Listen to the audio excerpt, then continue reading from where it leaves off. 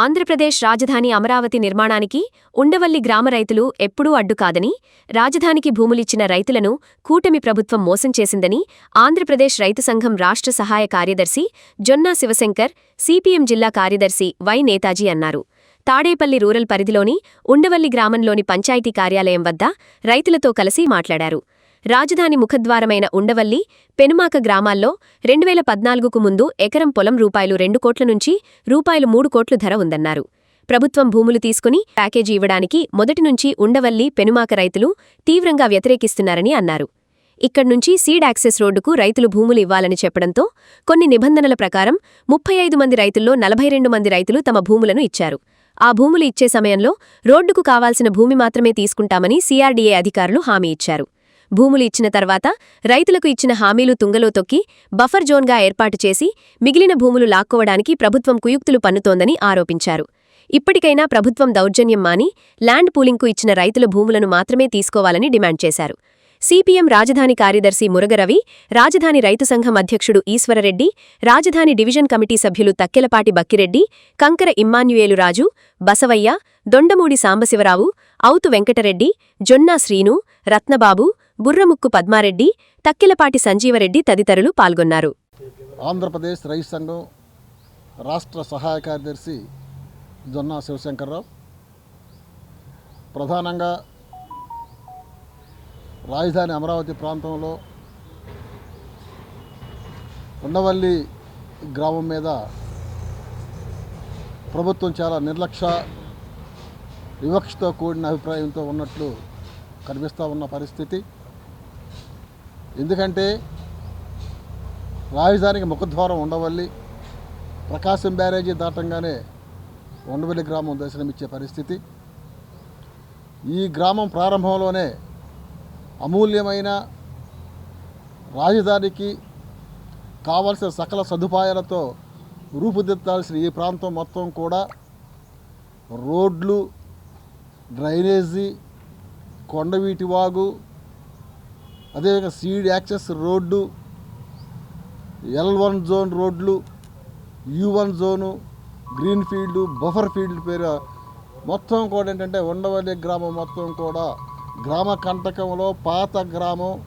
అదేవిధంగా 2014కు ముందు ఉండవల్లి సెంటర్లో కొంత గ్రామం తప్ప మిగతా మొత్తం కూడా ఏంటంటే ల్యాండ్ పూలింగ్ కింద ఇవాళ ప్రభుత్వం ప్రకటించటం, దాన్ని తీసేయాలని చెప్పేసి 2016 నుంచి ఇప్పుడు దాకా అనేక దఫాలుగా పెద్ద ఎత్తున ఆందోళన రైతు సంఘాలు, అదేవిధంగా వామపక్ష పార్టీలు, కమ్యూనిస్ట్ పార్టీ, మార్క్సిస్టు, ఇతర రాజకీయ పక్షాలు అన్నీ కూడా ఏంటంటే పెద్ద ఎత్తున ఆందోళన చేసిన క్రమం.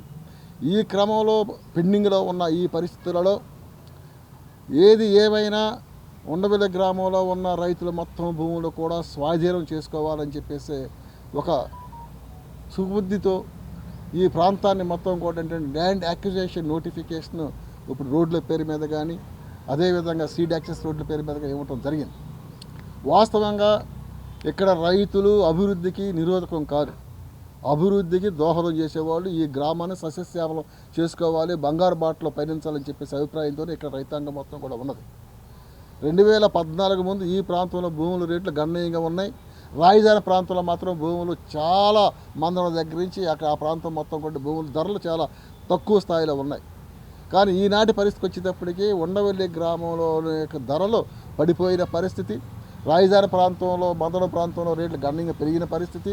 ఆ క్రమంలోనే ఉండవల్లికి ఆనుకొని సరిహద్దు ప్రాంతం తాడేపల్లి, ఇవాళ అక్కడ సెంటు భూమి 60 నుంచి 50 లక్షలకు పెరుగుతున్న ఈ క్రమంలో ఈ గ్రామంలో ఆనాటికి తాడేపల్లి కన్నా కూడా ఉండవల్లి సెంటర్, ఉండవల్లి ప్రాంతంలో ధరలు గణనీయంగా పెరిగిన పరిస్థితి.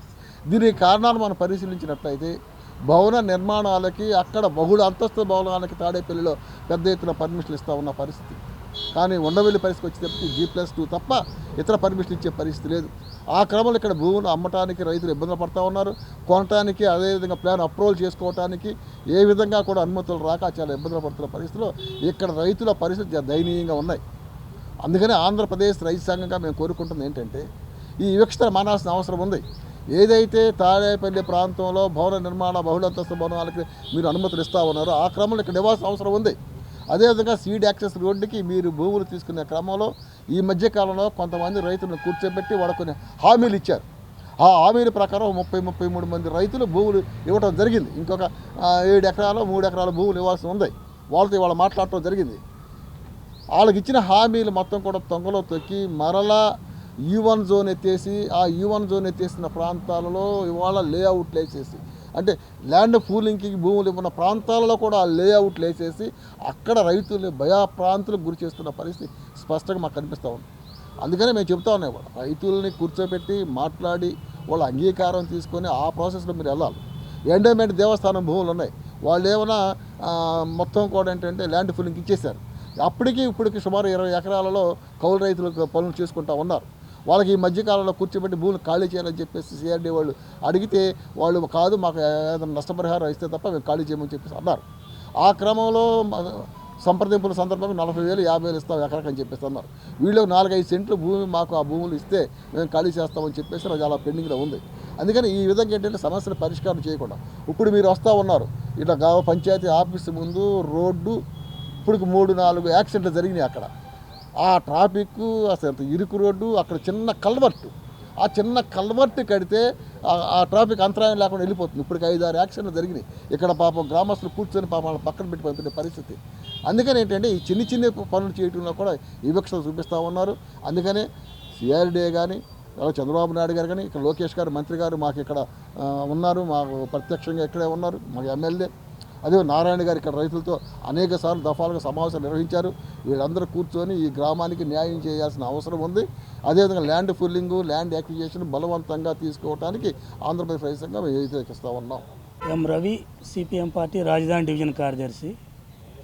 CPM పార్టీగా డిమాండ్ చేస్తూ ఉంది, ఉండవల్లి ప్రాంతంలో సీడ్ యాక్సెస్ రోడ్డు కోసం రైతులతో CRD అధికారులు చర్చించి రోడ్డుకి ఇస్తామని రైతులు అంగీకరించిన తర్వాత ఏమైతే హామీలు ఇచ్చారో హామీలని కట్టుబడి వాళ్ళు అమలు జరపాలి. హామీలకి ఈరోజు హామీలని పక్కన పెట్టి మరలా వేరేగా ప్రకటిస్తూ ఉన్నారు. ఇవాళ NCC నెగోషియేట్ దీని ప్రకారం అమల్లో ఉంది.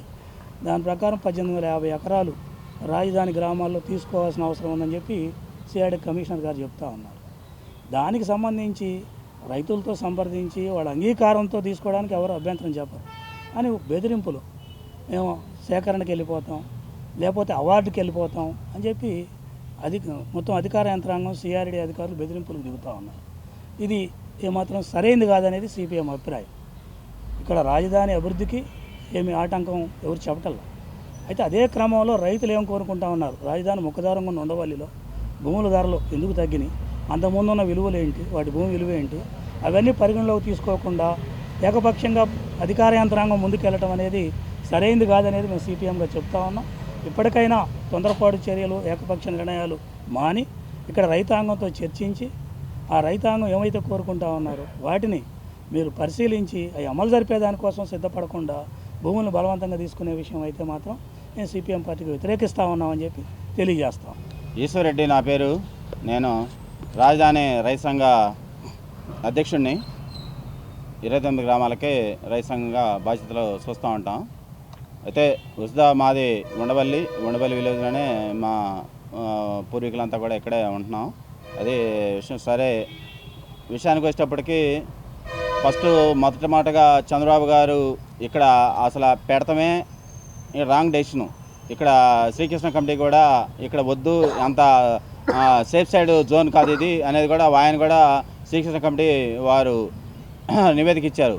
మళ్ళీ ఏం చేయండి, నారాయణ కమిటీ గారితో వేసి నారాయణ కమిటీ తోటి ఇవ్వచ్చు భూములు, ఇక్కడ చేయొచ్చు, రాజధాని చేయొచ్చు అనేది ఒక నారాయణ కమిటీ తోటి ఇక్కడ వీళ్ళతోటి వేసేసి వాళ్ళ చేత సర్టిఫై చేయించేసి రాజధాని మొదలుపెట్టారు. అయిపోయింది. సరే, దానికి కూడా డెవలప్ అవ్వడానికి అందరం కూడా ఏకీమించాలి కనుక మేము కూడా కొంచెం రాజీపడి దాని మీద కొంచెం ముందుకొచ్చాం. ఆ ముందుకొచ్చే క్రమంలో సరే ప్రభుత్వం మారిపోయింది, మళ్ళీ మొత్తం వెనకబడిపోయింది, మళ్ళీ ప్రభుత్వం వచ్చింది. అయితే మా గొడవ అప్పటి నుంచి కూడా ఇక్కడ రాజధానిలో ఇక్కడ ఈ ఊళ్ళో ఉండే వాళ్ళకి ఆ ఊళ్ళో పొలాలు ఉన్నాయి, ఆ శాఖమూరు ఆ ఏరియాలో పొలాలు ఉన్నాయి, వాళ్ళందరూ కూడా అక్కడ పూలింగ్ ఇచ్చారు. మరి ఇక్కడే పూలింగ్ ఇవ్వట్లా. ఇక్కడ పూలింగ్ ఇవ్వడానికి కారణం ఏంటంటే ఇక్కడ విజయవాడకు ఆనుకొని ఉండే విలేజ్ ఉండవల్లి అనేది విజయవాడకు ఆనుకునింది సరిహద్దు. ఒక హద్దు విజయవాడే. ప్రకాశం బ్యారేజ్ సగం వరకు మా ఊరికే హద్దు ఉంది.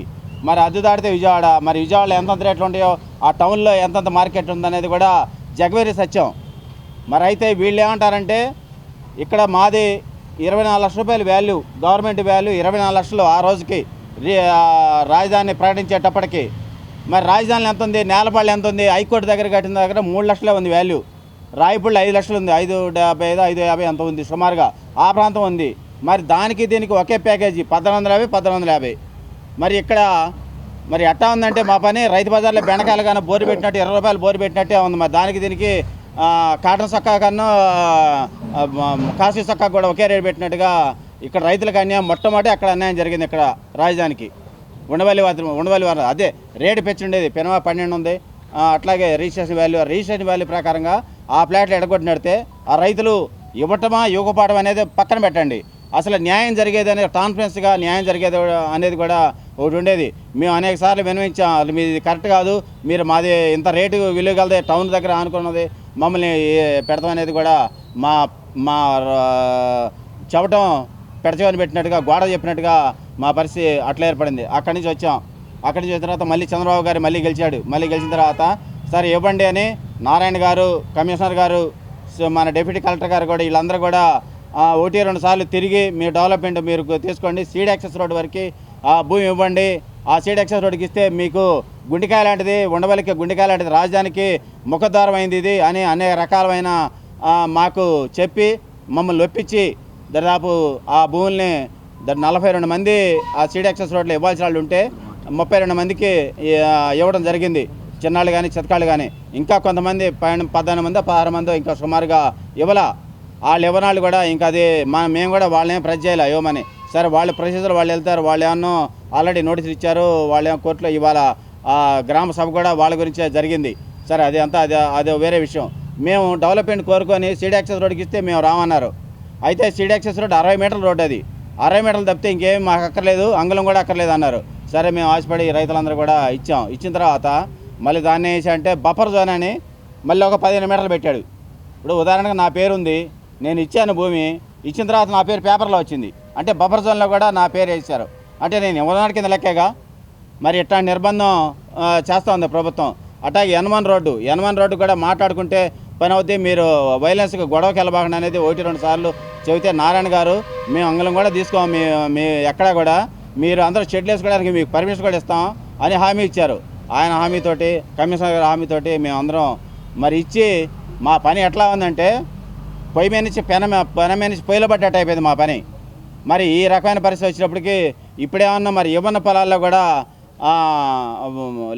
గీతలు గీసేసి లేఅవుట్ వేసేసి దాన్ని కూడా ఎక్విజిషన్ పెట్టేసి వాళ్ళు కూడా మీరు మీ భూములు తీసుకుంటాం ప్రజా అవసరాలకి. ఏంటంటే ప్రజా అవసరాలు మేము అడిగాం, ప్రజా అవసరాలు అంటే ఏంటి, ఏం చేస్తున్నారు? మరి ఉండవల్లి మీరు అంతా ఎక్విజిషన్ పెట్టారంటే ఆ ఉండవల్లిలో సాయంత్రం లాస్ట్లో ఆ మంగళగిరి రోడ్డు దగ్గర అక్కడ దాకా మా పొలిమేర ఉంది. అక్కడ కొంతమంది భూములు అసైన్మెంట్లు కానీ ఏమన్నా కానీ అక్కడ కొంత ప్రాంతం ఉంది, ఒక 40 ఎకరాలు ఎంతో వచ్చింది. అక్కడ ప్లాట్లు కొట్టారు. ఆ ప్లాట్లకి సీడ్ యాక్సెస్ రోడ్ దగ్గర నుంచి వాళ్ళు రోడ్లు కొట్టారు. ఇక్కడ అంతా ఇవ్వనాళ్ళు, వీళ్ళందరూ భూములు ఇవ్వనాళ్లే.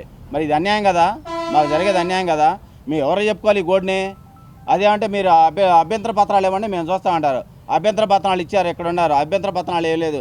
అభ్యంతర పత్రాలు ఇచ్చిన తర్వాత కోర్టు తిరగటమే. ఇంకా అభ్యంతర పత్రాలు ఇచ్చిన తర్వాత ప్రభుత్వమే న్యాయం చేసేది అనుకోవట్లే. మేమైతే అభ్యంతర పత్రాలు ఓవర్లుక్ అంటది అంతే, మీ అభ్యంతర పత్రాలు సహేతంగా లేవు అని మళ్ళీ ప్రొసీజర్కి వెళ్తారు. అదేదో కంటితుడుపు చర్యగా మాత్రమే ప్రభుత్వాలు చేస్తున్నారు. కానీ ఈ ఉండవల్లి గ్రామాన్ని ఆ రోడ్ల వరకే మేము ఇస్తాం. ఆ రోడ్లు కాకుండా తదిమా భూమి అంతా రైతాంగానికే వదిలిపెట్టడం అనేది కూడా మేము గట్టిగా కోరుతున్నాం. దాని మీదే మేము అందరం కూడా ఉంటామని కూడా ఈ రకంగా మీ మీడియా ముందు కూడా మేము చేస్తున్నాం. అంతేగాని బలంతాన్ని మాత్రం కాదు. ఎక్కడ కూడా ఏ రోడ్డు కూడా బలంతా అనేది మేము ఒప్పుకోవట్లా. బలంతానికి అయితే మేము వ్యతిరేకమే. మీరు మాట్లాడిన తర్వాత ఇప్పుడు దేవతల రాజధాని కదా, దేవతల రాజధాని అంటే మరి దేవతలు అంటే ఎవరు? మరి ఇక్కడ నారాయణ గారు, ఆయన పెమ్మసాని గారు, శ్రీధర్ గారు, ముగ్గురు కదా దేవతలు. మరి నారాయణ గారే కదా మాకు ఇస్తాను, మేమేం తీసుకొని ఉండవల్లికి ఇబ్బంది పెట్టనుంది. మరి ఆయనే ఇప్పుడు మళ్ళీ ఎక్విజిషన్ పెట్టాయంటే మరి అసలు దేవతలు ఎవరు, మా దెయ్యాలు ఎవరు మాకు అర్థం కావట్లా. అట్లాంటి పరిస్థితుల్లో నిలబడ్డాం. మేము ఎవరు చెప్పుకోవాలో మాకు అర్థం కావట్లా. ఇవాళ మీడియా మిత్రులు వచ్చారు కనుక మేముందన్న మా గోడు చెప్పుకుందాం అనేది కూడా మా బాధతోటి మేము చెప్తున్నాం. ఎత్తిపోతల పథకం ఒకటి ఉంది. మురికి నీళ్లు దాన్ని ఏమంటారు, శుద్ధి కర్మాగారం కూడా 12 ఎకరాలు అది ఒకటి ఉంది. మళ్ళీ 206 ఎకరాలు ఎడ్యుకేషనల్ జోన్లో ఉంది. 206 ఎకరాలు మేము E1 జోను, గ్రీన్ జోను 2 ఎత్తామని చెప్పాం. ఆ E1 జోన్ గ్రీన్ జోన్ ఉంటే అసలు ఆ ప్లాట్లు కొట్టేవాళ్ళు కాదు వాస్తవంగా అయితే.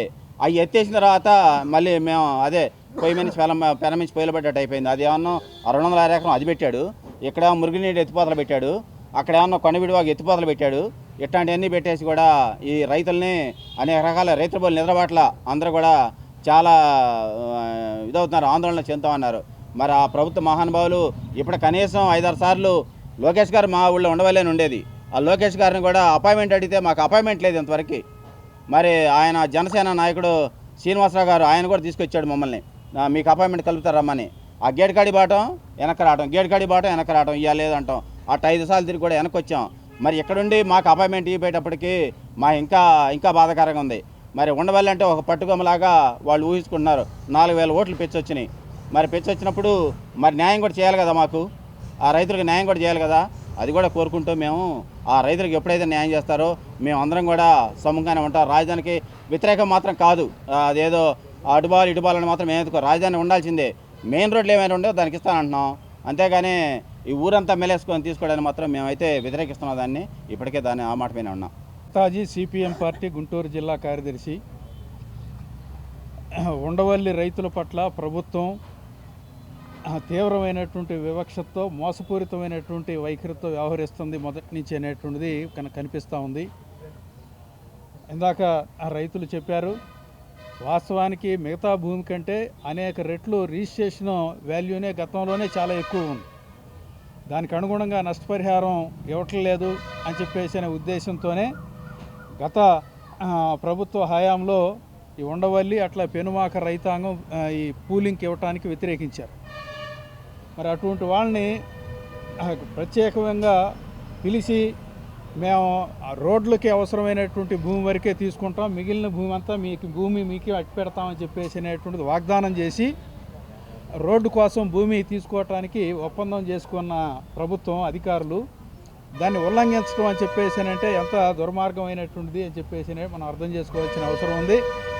ఈ రకంగా మోసపూరితంగా కుట్రపూరితంగా వ్యవహరించేటువంటిది బయట వ్యక్తులు చేస్తుంటారు. అటువంటిది ప్రభుత్వమే రైతులను ఆ రకంగా చేయటం అనేటువంటిది చట్టవిరుద్ధమైనటువంటిది అనేటువంటిది మేము సిపిఎం పార్టీ భావిస్తున్నాం. అందుకని అన్యాయానికి వ్యతిరేకంగా రైతాంగం ప్రతిఘటన చేయాలని చెప్పేసి భావిస్తూ ఉన్నారు. అటువంటి ప్రతిఘటనకి సిపిఎం పార్టీ అండగా ఉంటుంది. ఎట్టి పరిస్థితుల్లోనూ కూడా రైతులకు అన్యాయం జరగకూడదు. ఎందుకంటే వాళ్ళ రాజధాని 100 సంవత్సరాల పాటు ప్రతిష్ట కలిగినటువంటి రాజధాని నిర్మిస్తున్నామని చెప్తున్నారు. అటువంటి రాజధాని కోసం త్యాగం చేసేటువంటి తన జీవితం భూమి పోయిందని చెప్పేసి అంటే రైతులు తమ సర్వస్వం త్యాగం చేసినట్టే. అట్లా సర్వస్వం త్యాగం చేస్తున్నటువంటి రైతులకి అవసరమైతే అదనంగా వాళ్ళు కోరుకున్నటువంటి పద్ధతుల్లో సమస్య పరిష్కారానికి ప్రభుత్వం సౌకర్యాలు కల్పించాల్సినటువంటి అవసరం ఉంది. అట్లాంటిది కాకుండా బలవంతాన చేస్తామని చెప్పేసి అంటే రైతులు ప్రతిఘటిస్తారు. ఆ రైతులకి సిపిఎం పార్టీ అండగా ఉంటుంది అని చెప్పేసి అనేటువంటి తెలియజేస్తారు. ఆ గ్రామంలో ఎంతో ఇబ్బందికి గురవుతున్నాం మా రైతులు కానీ అన్ని రకాల ప్రజానీకం. ఇక్కడ రవాణా సౌకర్యం మీకు చూస్తే సార్ ఎలా ఆగిపోయి ఉన్నాయి బస్సులు. ఇప్పుడు రాజధానికి వెళ్ళేది మొత్తం ముఖద్వారం ఇదే ఉండవల్లి. అదేవిధంగా 3 కాలేజీలకు కానీ అసెంబ్లీ కానీ సెక్రటరీ కానీ వెళ్ళేది ఇక్కడి నుంచే. ఇక్కడ ఎంత ఇబ్బంది పడుతున్నారంటే మరి మన ముఖ్యమంత్రి ఉండవల్లి గ్రామంలో ఉంటాడు, మా ఎమ్మెల్యే గారు నారా లోకేష్ గారు ఇక్కడ ఉండవల్లి ఉంటారు, నారాయణ గారు వచ్చిపోయేది రోజు కూడా ఇచ్చే దావా. మరి ఈ జనం ఏం చేస్తారనేది వాళ్ళు ఒక అవగాహన వచ్చి మాకు న్యాయం చేయమని కోరుతున్నాం. అదేవిధంగా మా రైతులందరినీ కూర్చోబెట్టి ఒకరోజు మాకు అపాయింట్మెంట్ మాట్లాడతారని కోరుతున్నాం.